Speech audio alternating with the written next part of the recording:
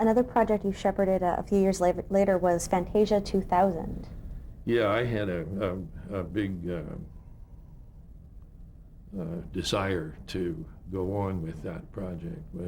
Fantasia, Walt had conceived Fantasia as a continuing process that you could run it, I think his real notion was put it in a theater in 10 or 15 towns or across America, let it run forever, and just continually replenish it so it'd be like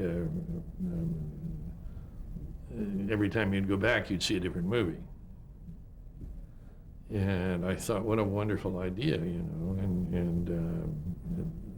when I managed to talk Michael into this way back in the 90s when we had all this money rolling in from having Lion King and Aladdin and Beauty and the Beast, plus the videotape revolution had just started, and we were selling Fantasias on video. And kind of it was my price for allowing him to go out on video with Fantasia, that I get to make the new one. There was a little more than a little bit of that in there. And I spent the next 8 years making that movie. And I never had so much fun in my life, I would love to go back. I've since made sort of under the table about 5 more pieces for it. 3 of them have been nominated for Academy Awards, so I guess they weren't all bad. Destino, the little Salvador Dali piece, and 2 others. Yeah, how did that come about, Destino, dating back with Walt and Salvador Dali? How did it come back to life? Well, I had known about it all along because it was one of those sort of urban legends at the studio that Walt and Dali had worked together. And I was old enough at the time to know about it. And we knew that in the studio vaults were all these Dali paintings. And John Hench, who was the artist that had been assigned to work with Dali, was still with us and still going at age 90, whatever. Amazing, brilliant artist. And one of the nicest human beings you'd ever meet. And so when we were making Fantasia 2000, I had one of the intros to one of the pieces. We used Bette Midler as the host. And Bette was talking about the Disney, we called it the Disney that never was, pieces that had been proposed and worked on and art made on that were never finished. And so what we wanted to do on the big screen was float some of that artwork around behind her on the screen. And I knew the Dali stuff was there, so we grabbed a little of that and stuck it up in the film.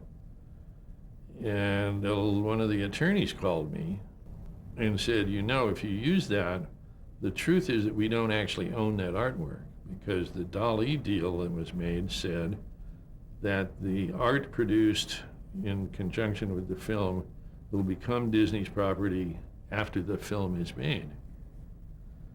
And so we don't own it. And there's even some question as whether the Dali estate could eventually come back and claim it for their own. And there's, 8 or 10 or 15, who knows how many $1 million worth of Salvador Dali originals there in our vault that nobody's ever seen. So I went, and about 2 days later, I kind of go, well, does that mean if I made it now or finished it now, that then that artwork would become our property and we could then, sell it, profit from it in some way? Well, and the lawyers took about a month to kind of go, I don't know, and they finally called and said, if you make the film, or as close as you can to what you think they've meant to make, then we think you have a valid claim. The company would have a valid claim on the ownership.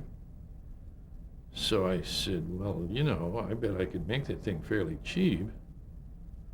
And John Hench is still here, and we'll get all this stuff out and look at it and see what it is. And there was a soundtrack, a song that had been recorded as part of it called Destino. There was an original song. And so that's what we did. And I never told Michael about it, but it seemed to me that if I can spend $1 million or $1.5 million making this little short subject that will free up $10 million worth of art out of the vault, that's who needs to tell anybody about that. We got it made, and it's a really nice piece of work. And it continues. It's amazing. I think it's maybe the longest lasting thing I'll ever have anything to do with, because it's now down at LACMA in LA as part of the Dali and film exhibit down there. I went to London last spring with it. It opened at the Tate Modern in London as part of a Dali and film exhibit. And people look at it and say, well, my God, it's a piece of Dali that nobody's ever seen, you know. So that was an enormous fun. I mean, if you want to know what really gets me excited, that's the fun of what we do.